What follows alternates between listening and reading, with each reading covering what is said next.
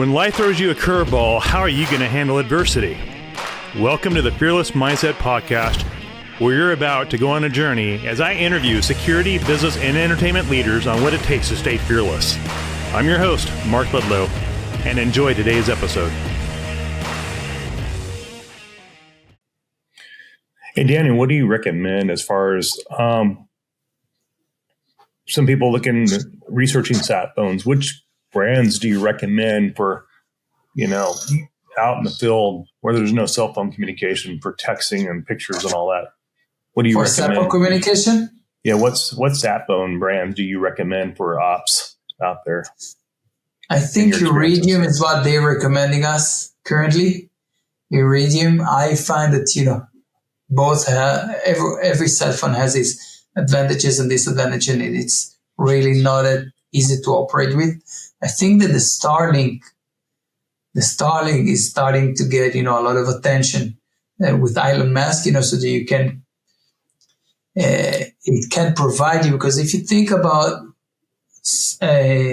using your cell phone as a hotspot, okay, for internet or, for calls also, until it gets signal. And then, I don't know, when I was in Africa and other location with the cell phone. So it's good for a 1 minute call or, for something urgent. I'm here, let's do A, B, C.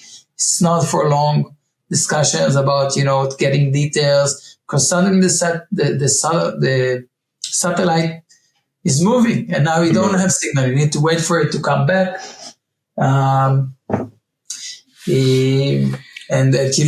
So Starlink brings something new to the table for us, because if you use the regular cell phone as a hotspot, extremely expensive, but also very, very slow and not effective and limited. While the Starlink, I think, and it's still, here only some organizations are using it because it's not open to the public yet, but it's getting a lot of attention from us. When we did a very, wide research, and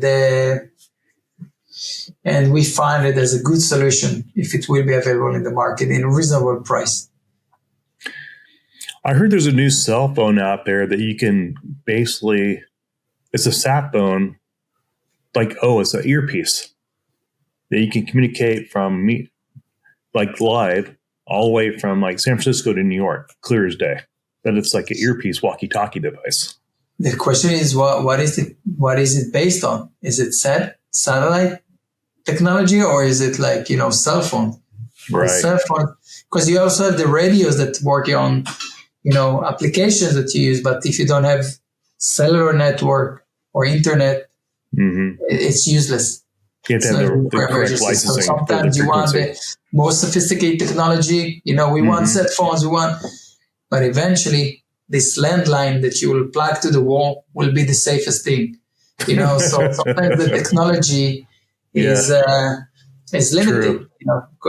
So if you remember, when WhatsApp suddenly was not working, suddenly you felt like you don't have control of anything. You can't disoriented.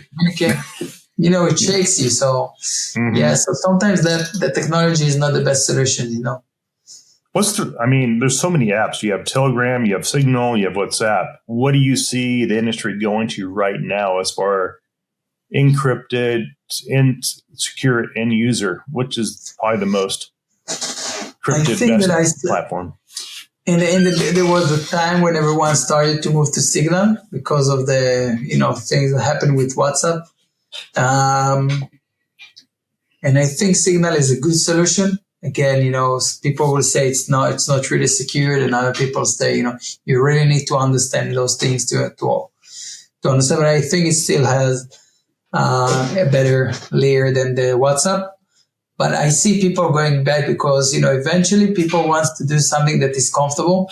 And, if you're communicating with clients on the ground and they're not security personnel, you need to ask them to download applications and do that and this. They just, say, anyways, security normally is a pain, and they don't really, not everyone wants that. And now you start giving them instruction, downloading applications and stuff. So people go back to the comfortable, right? It's not necessarily the best option, but that's what they do. But I think Signal and WhatsApp will remain the main application for using.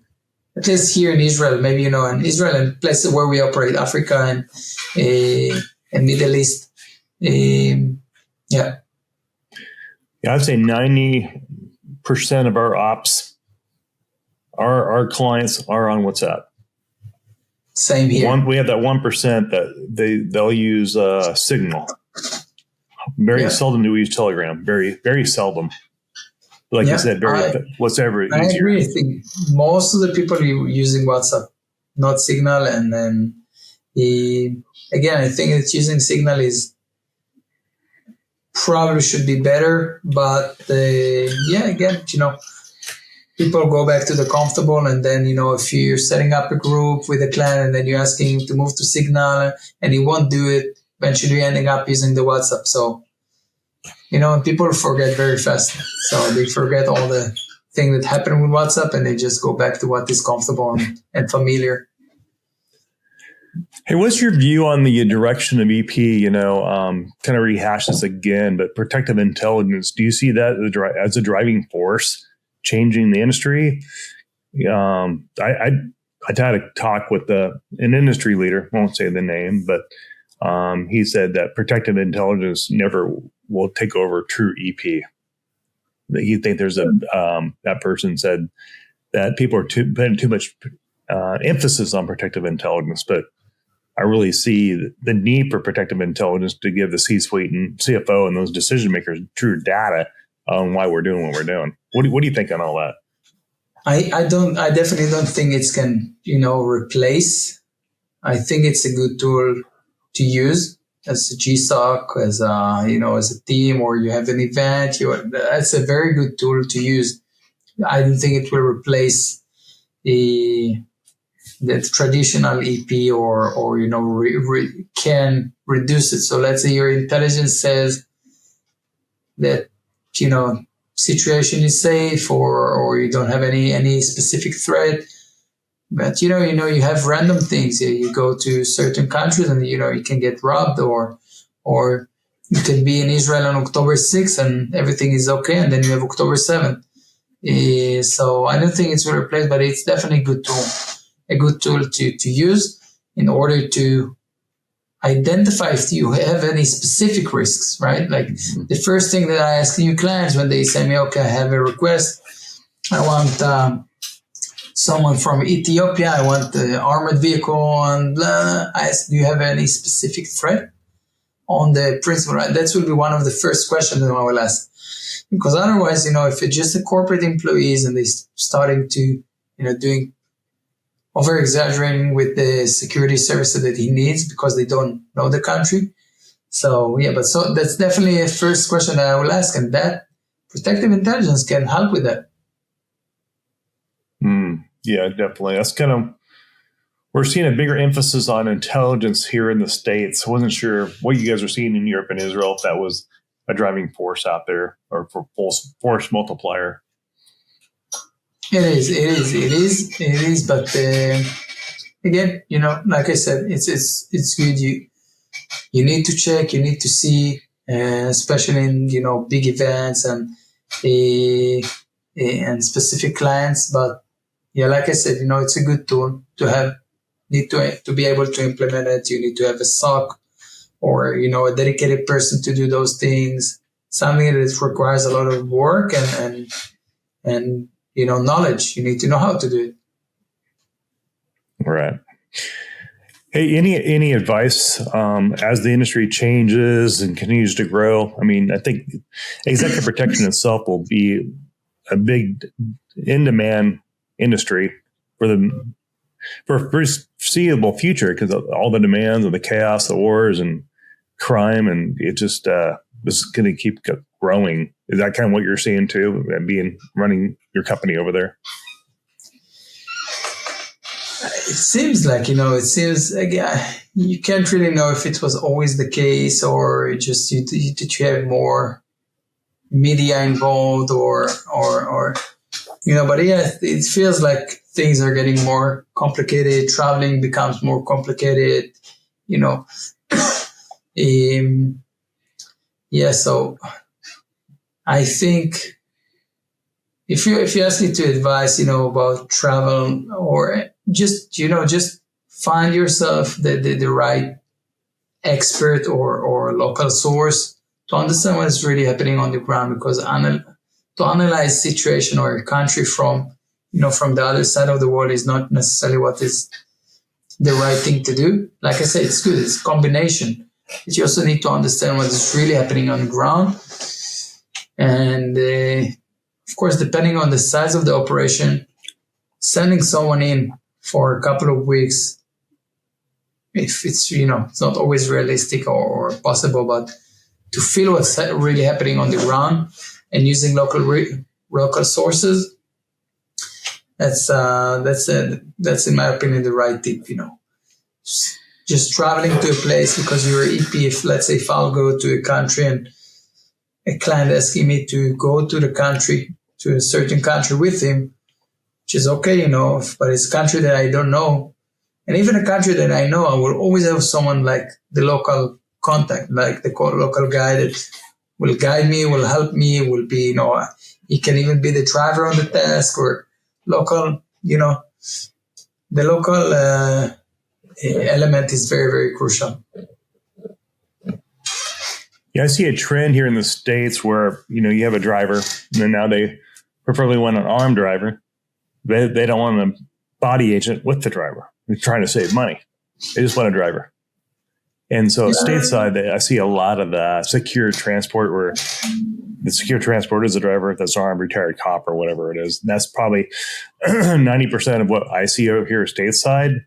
But when you get overseas, I see a different animal, more riskier, more adverse environments where you have armed, and then you have a passenger agent who's also armed.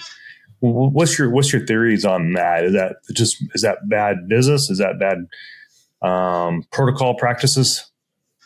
I see this as well. A lot of requests coming that they want, to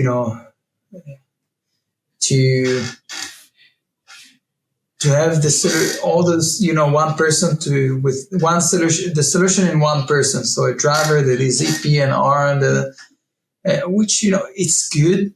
It all depends what is the task and what is the risk and what is the profile of that person. Of course, the driver is very, very limited, how he can respond, how he can, so you travel from A to B, but then you can't really go with the principal inside the facility, or so it can be a good solution if you're looking, a lot of corporates are just looking for a security trained driver, not even armed. So that can be a good upgrade for that thing. If you want armed EP to drive the vehicle instead of using driver and an EP, this can be a good solution. Again, it's not ideal, definitely not for high profile or even, senior executive. You always need to have that person that can go down, make sure everything is good, being close to the principal. We saw even, you have a lot of videos, on YouTube that you see people with security getting attacked, right? So imagine that you just, all the big cities has a lot of problems with, entering with a vehicle or, standing with a vehicle for more than 10 seconds. So you just, imagine taking in the principal and just, tell him, okay, this is the building, go there. Again, for corporate employees, like technicians, engineers, and it's gonna be, it's gonna be a good solution. Someone that is a little bit more, that is more qualified than the regular professional driver or trained driver. I won't recommend it for regular detail. I was always separated. So if you want to upgrade, you can use, armed driver or EP driver, but you should still have someone that comes with you that is is with you at all time. What I'm seeing too, Daniel, is a trend where they want a driver to pick up principal from airport, FBO, and then take him, but they never allow for a budget for the guy or gal driving to do advance. It's like a shortcut. I see that more and more in the States where They don't want anybody to do advanced. Like, don't you want to do advanced? No, we don't need it. I'm like, huh? Is that the whole? I think advanced work is probably so more critical than just a driver in a vehicle that's armed. What do you think on that? Again, I can understand. Security and security is always, like a burden until something happens, right? And people try to save budget, and you need to approve it. And we had a detail a couple of months ago when we had. This was the CFO of a company, big company, and CFO is in charge of all the money and everything. She see it, just an additional backup vehicle. It was a big detail. She said, why the hell we need to spend money on another vehicle? And and then eventually what happened is that one of the vehicle broke down on the road, brand new vehicle. Just I think that what I understand is the gas station, they diluted the gas with water, like the owner of the gas station just stopped. And then, in a matter of a second, and we were on the way to a meeting with the PM. In a matter of a minute, we were back on the road. And then, I remember the first sentence she said, now I understand why we have a backup vehicle. So again, security is just a matter of when it's a burden and, you try to save money until something happens. And it's also okay, again, if you have just a run in Tel Aviv, for example, from the FBO to the hotel, I don't think that an advance is needed, again, depending on the situation. But yeah, definitely for detail, you need to, it's not, the advance is, it depends which country. You take country like Nigeria where we operate, even West don't know the address. You need to go there and literally see the entrance, see the office, speak with the people. Right. Advanced is very, very crucial. Again, people try to save on that. I wrote an article about it. I think I can't remember. Is it 5 logistic tips? I think. Yeah, and then I gave about the advance. So I used to do advance on my account, like without charging money. If I see there is a complicated task, and the client is insisting on they don't have the budget or whatever, they don't want to pay for advance, I will send the guys or I'll do it myself, on my account, just because that's my reputation. If I stuck outside an office or I don't find a place, no one will say it's because of the advance. They will say because the EP screw the detail. Well, so I will do it on my account. And then I wrote there some measure what you can do in case let's say that there is a budget, but you don't have time. So, you can call the office, get some pictures, see the street where you ask them to come and meet you at the entrance. There's a lot of things that you can, reduce the uncertainty when you don't have time for advance. So it's a good article. I'll send you a link. Yeah, we'll post that. I see a trend with a lot of budget cuts. I know a lot of CISO, chief security officers out there have been asked to cut budgets back. In fact, I reached out to a lot of them for the ISC conference in Vegas. A lot of them, they just had budget cuts, so they had to go either OSAC or Orlando this year because they just didn't have the budgets. And a lot of, like the one individual that came on the show said, yeah, if you look at the expenses, executive protection is under janitorial services. It's just how it is. It's just the last line item budget on the sales spreadsheet. And a lot of people are cutting back, but the minute you start cheating on it, I think advances are always the most critical op in any detail. Like you said, you had to pay out of your pocket just to make sure it's done right. Otherwise, it's your reputation. And they go, the executive protection guy screwed up the whole thing. I'll do it again. Even now, if I have a detail and they don't willing to pay and I'm not sure about a certain place, I'll go and do it myself. For my own time, I won't go, I'll do it because that's my reputation. Mm-hmm.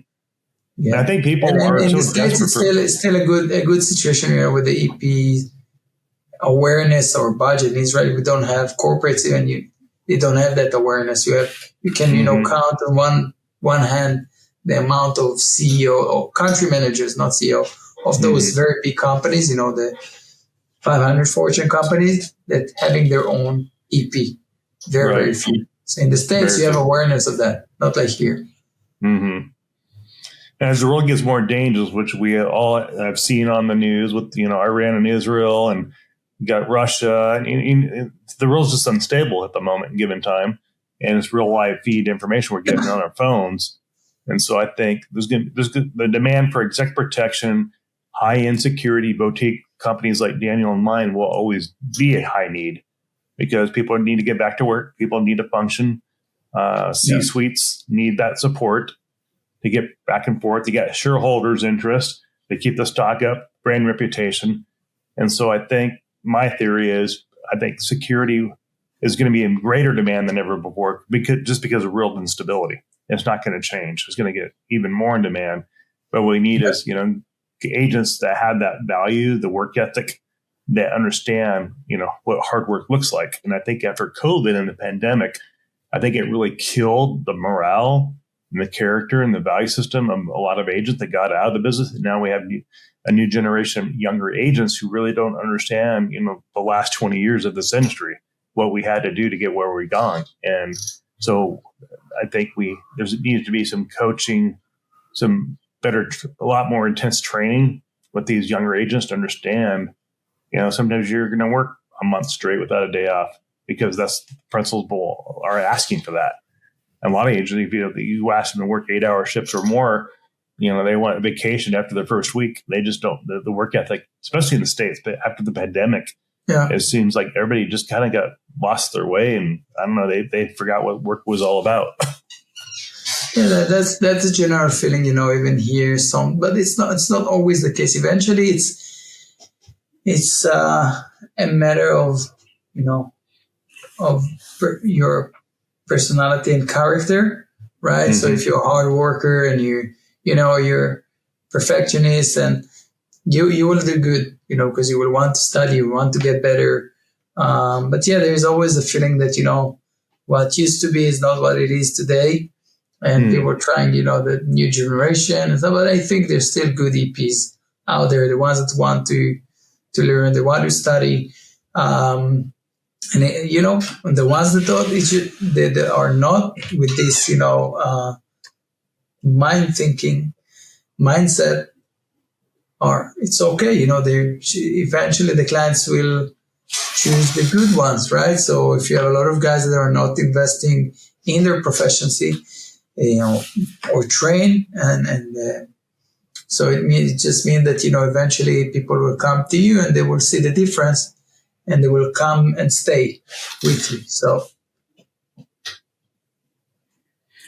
yeah, that's great advice. Well, getting ready to wrap this podcast up. Any parting words, Daniel? Any words of advice for the people on the West kind of supporting you guys, and as you guys go into this new era of the year with Iran and everything, all the chaos going on, and of course, advice to the executive protection industry?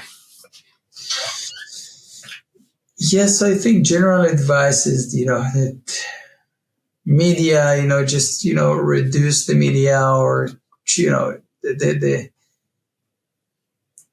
consuming a lot of media is never good, and it's not really, what's happening. And we see it, like, how can people encourage Hamas growth? Like you see, even in the States, people like with Hezbollah and Hamas flags, regardless to what's happening, and you can agree or disagree with the war in Gaza that Israel is doing, maybe they, retaliating or exaggerating or whatever.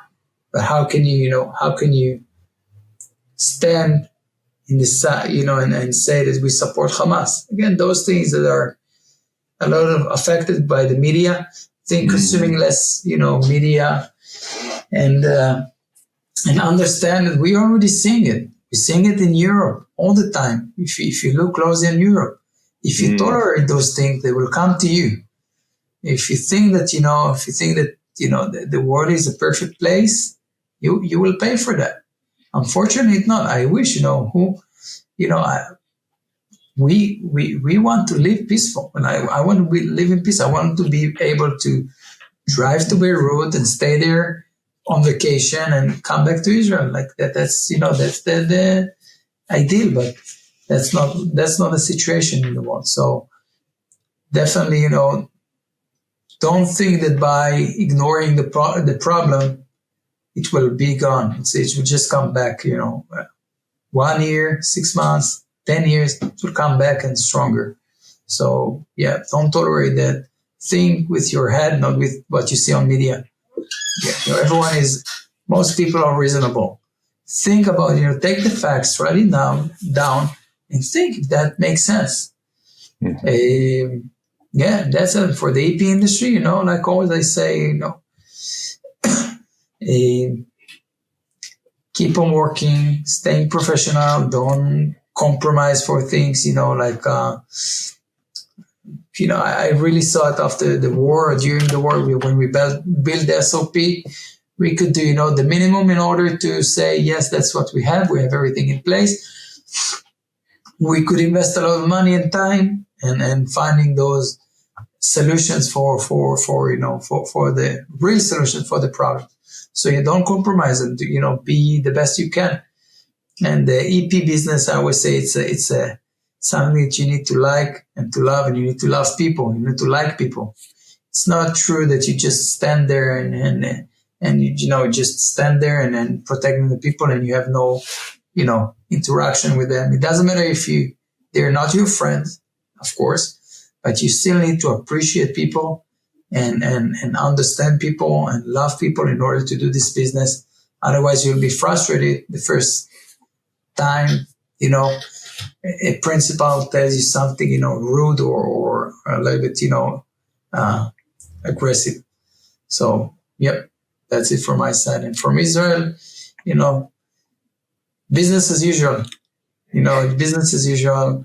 Of course, things are changed, but, it's needs to keep on going. And for us, as a company, we're here. If anyone needs any assistance or any advice, work aside, you need advice, you need, some local contacts about things, feel free to reach out. And that's it.